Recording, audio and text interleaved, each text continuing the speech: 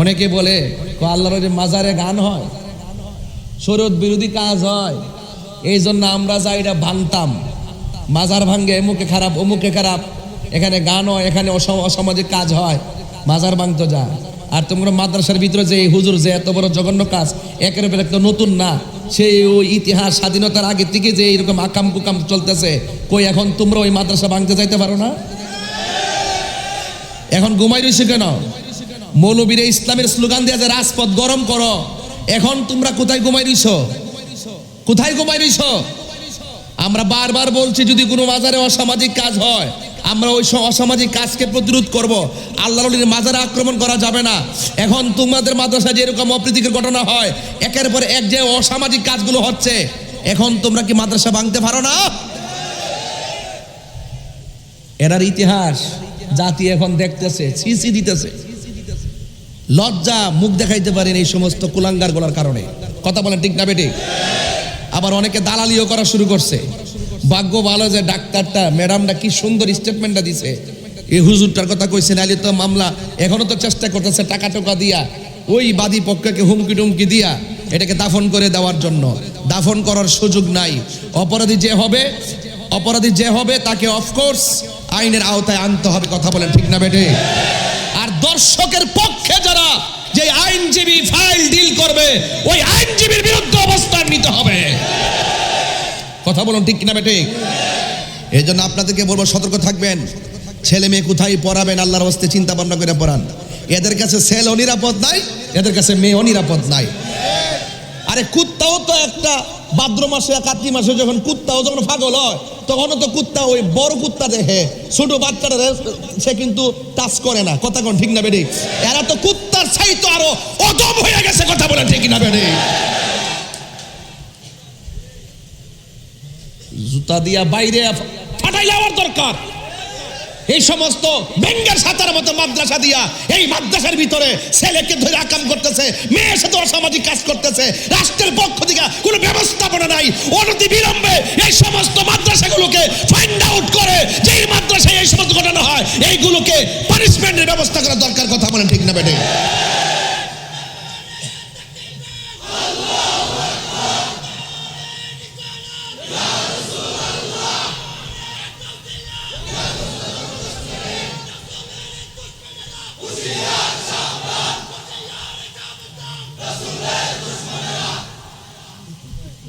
আমার কথা পরিষ্কার, আমার কথার মধ্যে কোনো ভাগ যোগ্য নাই।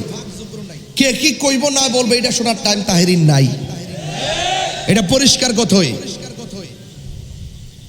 আবার সরকার দেখি যে আসছে ভালো, কিছু কিছু মন্ত্রী বসাইছে, কয় প্রাইমারি স্কুলে ধর্মীয় শিক্ষক নিয়োগ দেওয়া হবে কওমি মাদ্রাসা থেকে, তাদের এলেম খুব বালা। এটা কি বৈষম্য না? আর কথা বৈষম্য কিনা বলেন? আর এই কথা কন্যা কি লেগা? আপনার দল হলে কি হয়েছে? আপনি তো সবার উদ্দেশ্যে রাজনীতি করবেন। যে বলে তারে কইতেই। এই দেশের ভিতরে সত্যিকার ইসলাম, সত্যিকার ধর্ম শিক্ষা, সত্যিকার ভক্তিমূলক শিক্ষা, সত্যিকার প্রেমের শিক্ষা হাকিকতেই আলিয়া মাদ্রাসায় দেওয়া হয়। এখন ওই মাদ্রাসার ভিতরে কিছু আপিস ঢুকছে, নিবন্ধন আইছে, এখন আর আকিদা যাচাই বাছার সুযোগ নাই। এনটিআরসির মাধ্যমে নিয়োগ দিয়া দে, যে বুঝে এরও দে, যে বুঝে না আমরা সাথে পড়ার যোগ্যতা নাই হেরাও এনটিআরসিতে দিকে দিকে লিখা কিছু নাম্বার ভা, পরে এই যে তালিকা দিয়া এইটারও ভাড়াই দেয়, পরে খবর লিয়া দিই এটা দুশ্মনের আসল। কই যাইবেন? শিক্ষা ব্যবস্থা কোথায় নিয়ে ফেলাইতেছে? কওমি মাদ্রাসা নাকি বলে ধর্মীয় শিক্ষা ভালো হয়, ওই ধর্ম শিক্ষা ভালো হয়, মাঝে মাঝে ছাত্র নিয়ে আকামও হয়।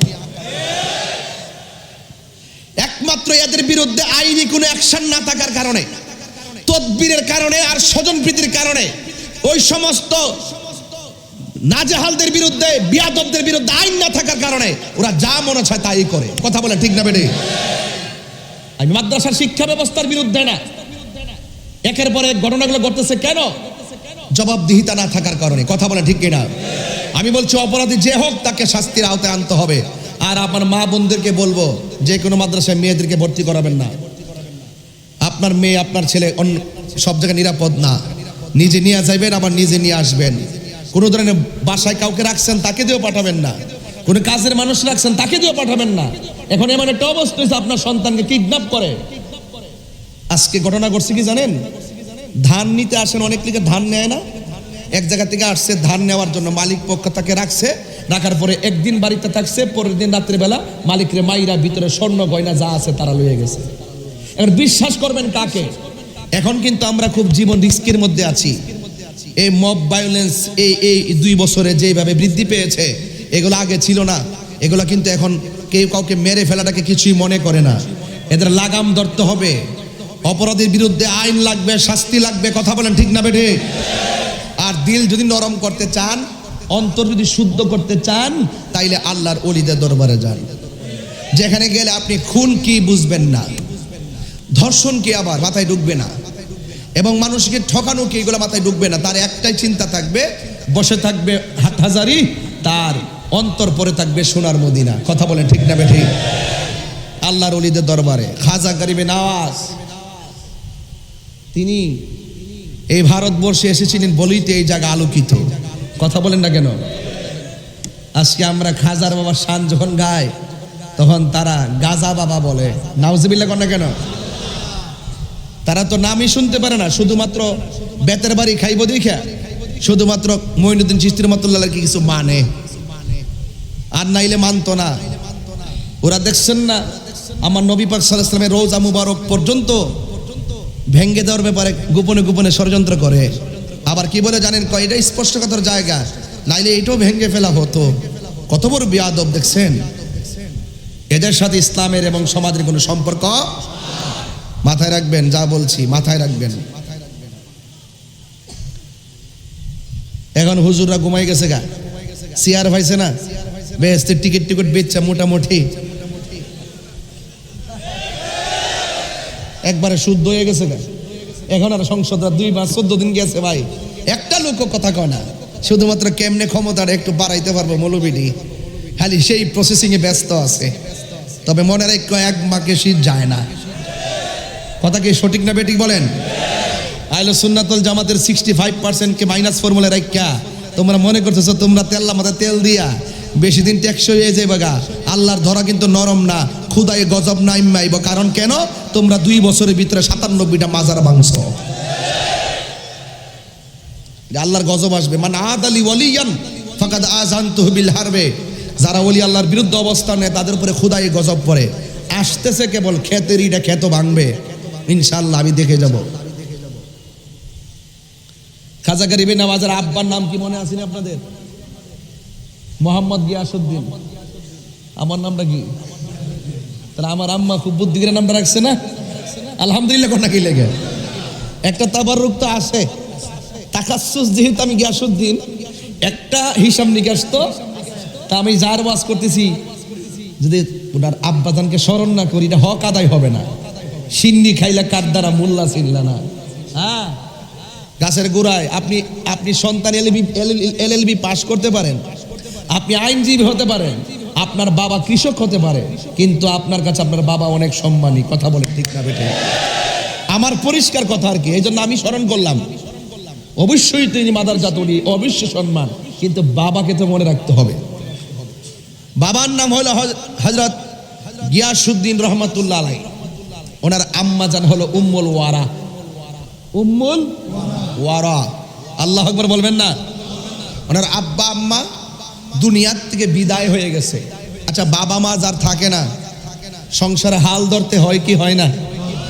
যত কিছু আমরা যেভাবে আগে ঘুরছি, মনে মনে ভাবছি যে আব্বা বাজার করে নিয়ে আসবো, আমাদের টেনশন।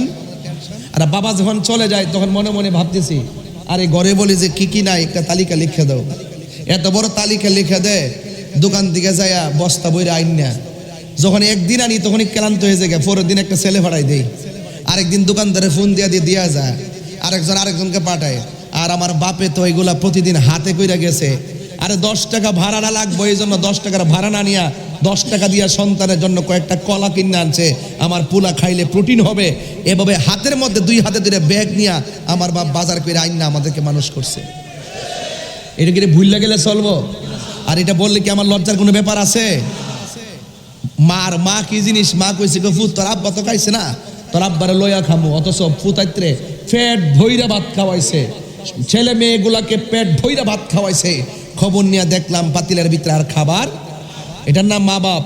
এই জন্য আমি মা বাপকে স্মরণ করলাম। আলহামদুলিল্লাহ জোরে বল। বাবা মা যখন চলে গেছে, সংসারের হাল তো ধরতে হয়।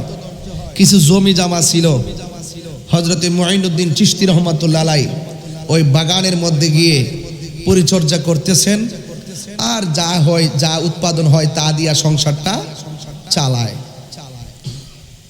একদিন যখন তিনি গেলেন বাগানে, যাওয়ার পরে একটা দরবেশ আসলেন।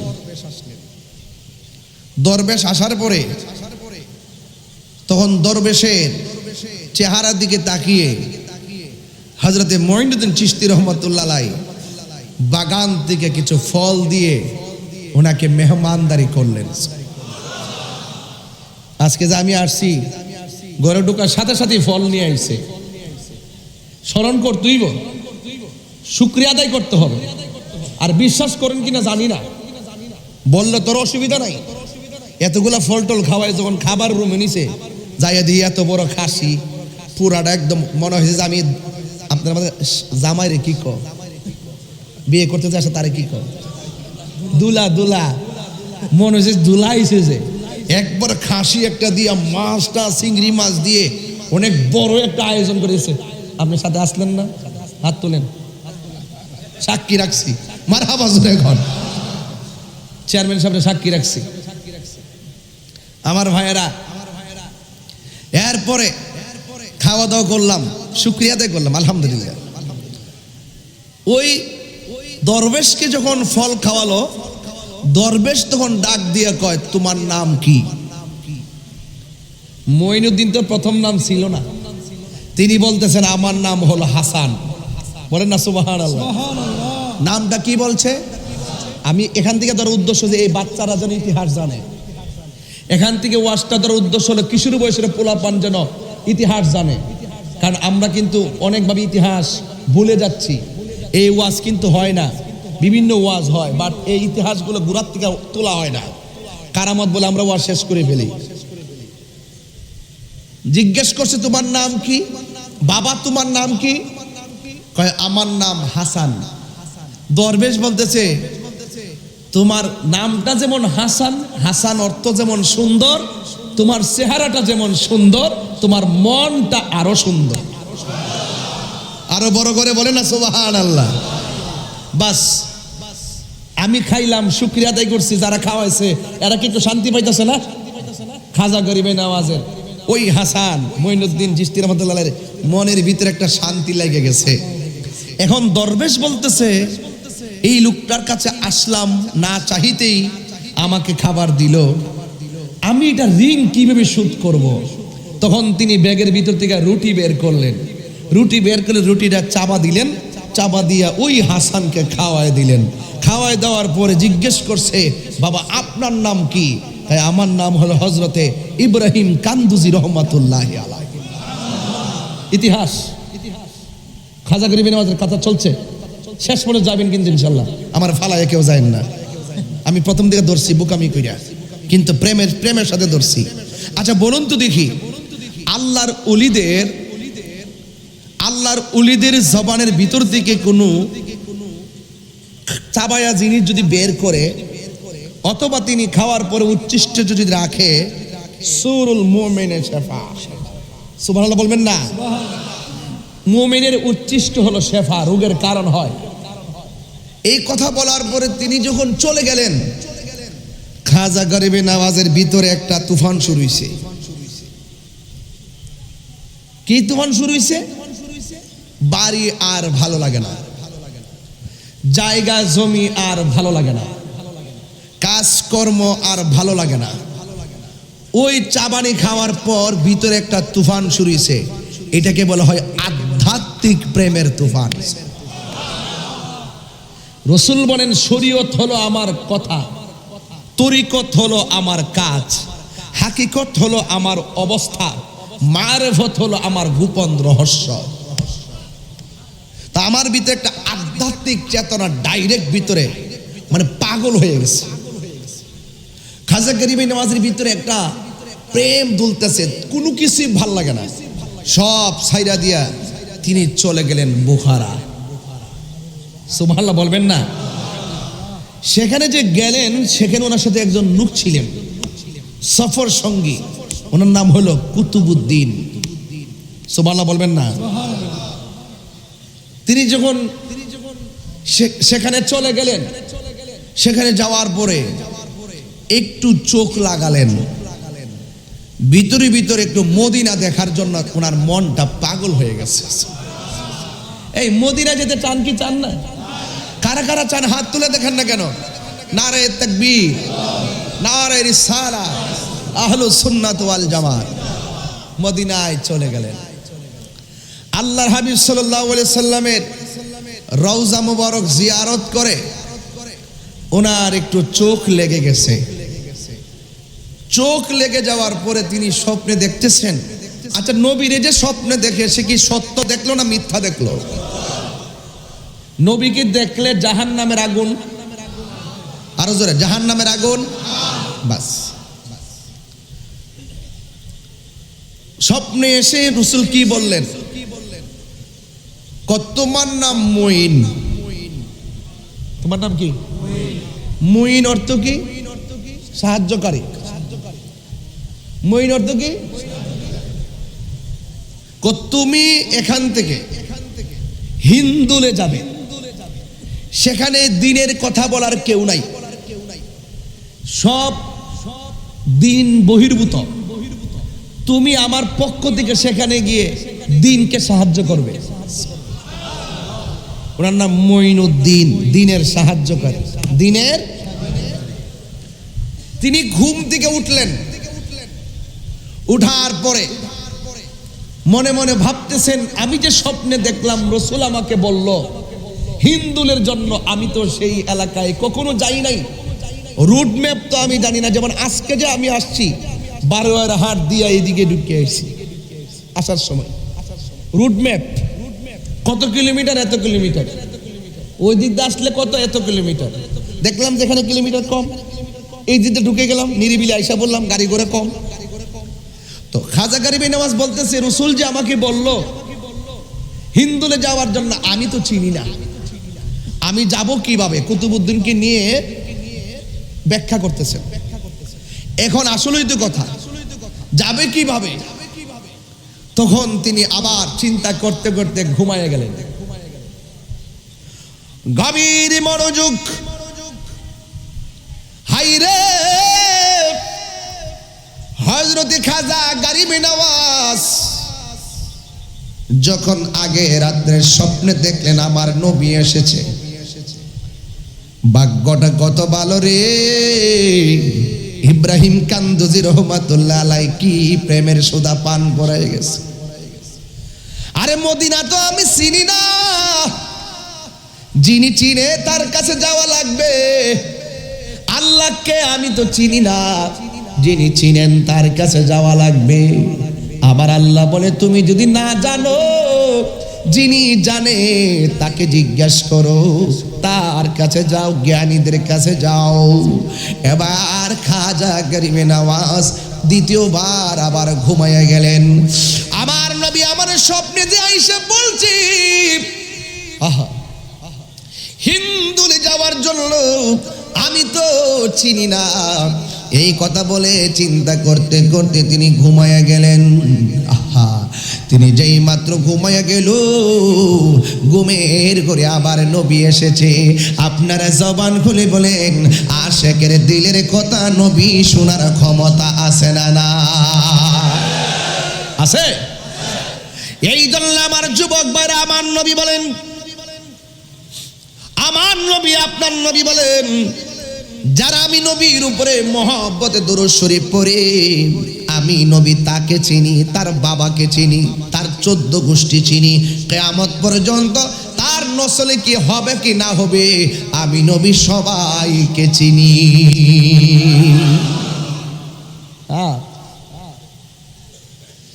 আল্লাহর হাবিব সাল্লাল্লাহু আলাইহি ওয়াসাল্লাম, আরে হাটহাজারী থেকে মদিনা অনেক দূরে, কিন্তু মদিনাওয়ালার জন্য হাট হাজারে দূরে না। এখন এমন পাগল আছে, টাকা নাই পয়সা নাই, হাজিদের সঙ্গে মদিনায় এবার যাইতে পারে নাই, কিন্তু নবী নবী বইলা বইলা হাট হাজারি ফটিক চুরির ভাঙ্গা করে বৈশা কান্দে আর দুরুদ পইরা পইরা ঘুমায়া যায়। পাগলা বলে আমি মদিনা যাইতে না পারলেও আমার নবী আমার ঘরে এসে দিদার দিয়ে গেছি। এমন পাগল আছে না না? আমার বাবারা, হযরতে খাজা গরিবে নওয়াজ যখন তিনি আবার রওজা মুবারকের পানে ঘুমায়া গেছে, ঘুমের ঘরে স্বপ্ন দেখে আমার নবী পাক সাল্লাল্লাহু তাআলা আলাইহি ওয়াসাল্লাম দ্বিতীয়বার এসে হাজির হয়ে গেছে। আমার নবী স্বপ্নের ভিতরে একটা রুট ম্যাপ দিয়া গেছে, কিভাবে কোথায় যেতে হবে। এই কথা বলার পরে হযরতে খাজা গরিবে নওয়াজ বলে আমি স্বপ্নে দেখেছি আমার নবী শুধুমাত্র আমাকে রুট ম্যাপটাই দিয়া যায় নাই, আমাকে আমার নবী ঘুমের ঘরে একটা আনার ফল দিয়া গেছে। আরো বড় করে কেন আল্লাহু আকবার। কি ফল দিয়া গেছে? একটা আনার ফল দিয়া গেছে। হাই রে, ওই আনার ফলটা যখন দিয়ে গেছে আমার ঘুম ভেঙে গেছে, আমার ঘুম ভেঙে গেছে। সোনার মদিনা বহু দূরে, সোনার মদিনা দূরে, কিন্তু মদিনাওয়ালা। একটু মন খুলে পরে নবী খুশি হয়ে যাব। কিন্তু মদিনাওয়ালা রে, আমার অন্তর জুড়ে মদিনায় আছে রে, অন্তর জুড়ে রে, মদিনা মদিনা বলে জিকির করে রে, মদিনা মদিনা বলে যে গিয়েছে একবার সোনার মদিনা, তাহার মনে আর কোনো দুঃখ রইল না, তাহার মনে আর কোনো দুঃখ রইল না। যে গিয়েছে একবার তাহার মনে আর কোনো দুঃখ রইল না, তাহার মনে আর কোনো দুঃখ রইল না। হায় আমার মন কান্দে রে, প্রাণ কান্দে রে, মন কান্দে রে, মদিনা মদিনা বলে জিকির করে রে, বলো মদিনা মদিনা বলে জিকির করে রে, বলুন সোনার মদিনা ও বহু দূরে, সোনার মদিনা বহু দূরে, কিন্তু মদিনাওয়ালা রে, কিন্তু মদিনাওয়ালা। রাসূল তুমি শোনো গো আমার ফরিয়াদ, চুমুকেতে বাড়িয়ে দাও নূরানি হাত, চুমুকেতে বাড়িয়ে দাও নূরানি হাত। রাসূল তুমি শোনো গো আমার ফরিয়াদ, চুমুকেতে বাড়িয়ে দাও নূরানি হাত, চুমুকেতে বাড়িয়ে দাও নূরানি হাত। আমার অন্তর জুড়ে মদিনায় আছে রে, অন্তর জুড়ে রে, ওই মদিনা কেমনে যাব মন মানে না রে, ওই মদিনা কেমনে যাব মন মানে না রে, বললো সোনার মদিনা বহু দূরে সোনার মদিনা বহু দূরে, কিন্তু মদিনাওয়ালা আমার অন্তরে, কিন্তু মদিনাওয়ালা। হাইরে ফটিকছড়ির বন্ধু, ও হাটহাজারীর বাবা, এনায়েতপুরের বাবা, কি ভাষায় বলবো?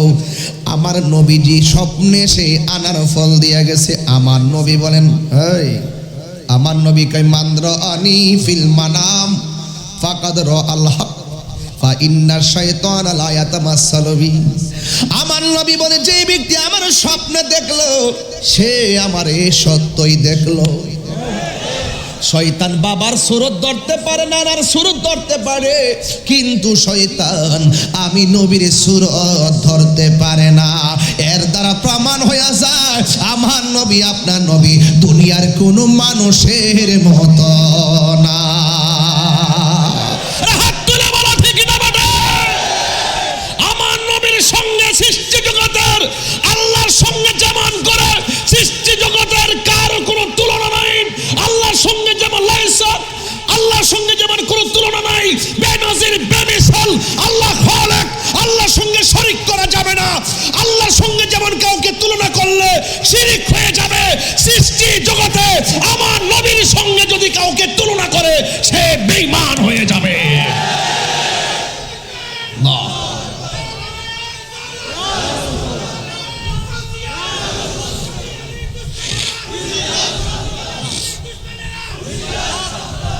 আমার ভাইয়েরা, নবীজি স্বপ্নে হাটহাজারীতে দেখা দেওয়ার ক্ষমতা আছে না নাই? হাত তুলে বলেন আছে না নাই? নবী এই মাহফিল দেখার ক্ষমতা আছে না নাই? এই বিশ্বাস কার কার আছে? তার তিন ভাষায় হাত তুলে দেখো ইনশাআল্লাহ। বিশ্বাস করো। আমরা রাসূল দেখতে চাই কি চাই না? নবীর মহব্বত দরকার আছে কিনা? আরে আমি তো বলছিলাম, আমাকে তো বিষয় দিয়েছেন লম্বা। আমি শুরু থেকে ওয়াজ ধরলাম, আমার নবীজি বলতেছেন, হে মঈনুদ্দিন, আমি তোমাকে রুটম্যাপ দিয়ে গেলাম, সাথে একটা আনার ফল দিয়ে গেলাম। ইব্রাহিম কান্তুজি রহমতুল্লাহ আলাই সিবনি খাওয়ায় বানাইছে পাগল, আর আমার নবীর স্বপ্নে এসে আনার ফল দিয়া জায়গা মতো ফাড়াইতেছে। খাজা গরিবে নামাজ পড়েন, ওয়াল্লাহে তাআলা আমি যখন ঘুম থেকে উঠলাম আমি স্বপ্নে দেখেছি রাসূল আনার ফল দিয়ে গেছে, আর আমি ঘুম থেকে উঠে দেখলাম আনার ফল আমার পাশে পড়ে আছে। এই বিশ্বাস আপনাদের আসেনি? আরো বড় করে আছে কি? হায় হায়, শুধুমাত্র তাই নেই, খাজা গরিবে নামাজ বলছিলেন, আমি চোখ বন্ধ করার পরে আমার মুখের ভিতরে কে যেন এসে কয়েকবার থুতু মুবারক দিলেন। আমি যখন চোখটা খুললাম, খুলে দেখলাম এই সেই থুতু মুবারকের স্বাদ আমার জিহ্বায় লাগতেছে। প্রেম তো বুঝি না আমরা, আমরা নগদ বুঝি, বাকি বুঝি না। আরে বেটা, আধ্যাত্মিক সব আখিরাতের জন্য রেখে দাও না। কথা বলেন ঠিক না বেটে? হযরতে খাজা গরিবে নওয়াজ ঘুম থেকে উঠলেন, ঘুম থেকে উঠে দেখেন আনার ফলটা মাথার পাশে পড়ে আছে। রে তিনি আনার ফলটা হাতের মোবারকের মধ্যে নিলেন। এ যেন আনার ফল না, যেন জীবন্ত একটা রুট ম্যাপ আমার নবী হাতে তুলে দিয়েছে। কুতুবউদ্দিন বখতিয়ার কাকি রহমাতুল্লাহ আলাইহি নিয়ে সোজা চলে গেছি। তিনি চলে গেছেন লাহোরে। লাহোর থেকে যখন তিনি পা নামাইলেন, ওনার চেহারা এত সুন্দর, ওনার চেহারা এত সুন্দরী। আমার নবী আপনার নবী রহমতুল আলামিন কি প্রেম সুধা পান করে দিলেন। চেহারা এত সুন্দর আর মুখের লেসান এত চমৎকার। আমার নবী আপনার নবী যখন ইন্দিমিন টাইমে তিনি যখন মুখের ভিতরে যখন আনার ফলটা দিয়ে গেলেন, তিনি সেই জায়গার মধ্যে চলে গেলেন। ওখান থেকে যখন তিনি নামলেন, তার চেহারা দেখে দেখে অসংখ্য মানুষ প্রেমের সুধা পান করতে শুরু করলেন। কারণ তিনি ওই জায়গার মধ্যে কদম রাখার আগে ওই জায়গার ভিতরে ভিতরে গঞ্জবক্স রহমাতুল্লাহ আলাইহির মাজার বিদ্যমান ছিল। তার মানে বোঝাই গেল ওই জায়গার ভিতরে আধ্যাত্মিক একজন সম্রাট শোয়া ছিল। বাংলাম না, ওইদিকে যাইলাম না, এটা আবার আরেকদিকে জায়গা। হ্যাঁ বন্ধুগণ, প্রেমিকের সংখ্যা বাড়তে বাড়তে 40। কয়জন? সেখান থেকে দিল্লিতে আসার পর সেখানের মধ্যে একজন রাজা ছিল, রাজা পৃথ্বীরাজ রায়। ইতিহাস কিন্তু কথা বলে।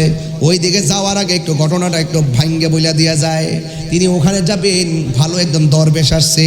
যেই কোনো ধর্মের মানুষ যদি কোথাও যায় প্রথম তারা সম্মান করে। যেমন মক্কা মদিনার কাফেররা পর্যন্ত আমার নবী পাক সাল্লাল্লাহু আলাইহি সাল্লামকে আল আমিন উপাধি দিয়েছে।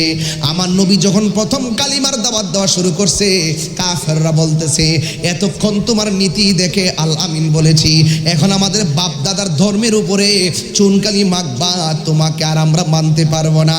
খাজা গরিব নওয়াজ 40 জন লোক নিয়ে যখন দিল্লিতে গেল, ওখানে যাওয়ার পরে রে ওই মুহূর্তে তার আচার আচরণ দেখা এরা বলতেছে ঠিক আছে, একজন দরবেশ যে তাঙ্গ দেশে আইছে, সে যে কোনো ধর্মের হোক না কেন তার একটু জায়গা দাও। যখন একটা জায়গা দেওয়া হলো, কোন জায়গা দেওয়া হয়েছে জানেননি? ওনার যে উটটা ছিল, উট যেই জায়গার মধ্যে বাঁধে ওই জায়গার পাশেই উনাকে বসার জায়গা করে দেওয়া হয়েছিল। ইন্দিমিন টাইমে রাত্র গভীর হয়ে গেল। গাউস হযরতে খাজা গরিব নওয়াজ রাত্র গভীর রজনীতে এমন একটা জিকিরের ঢেউ তুললেন, এমন একটা জিকিরের জজবা উঠাইলেন, লা ইলাহা ইল্লাল্লাহ, লা ইলাহা ইল্লাল্লাহ, লা ইলাহা লা ইলাহা ইল্লাল্লাহ, লা ও লা ইলাহা ইল্লাল্লাহ, লা ইলাহা লা ইলাহা ইল্লাল্লাহ, লা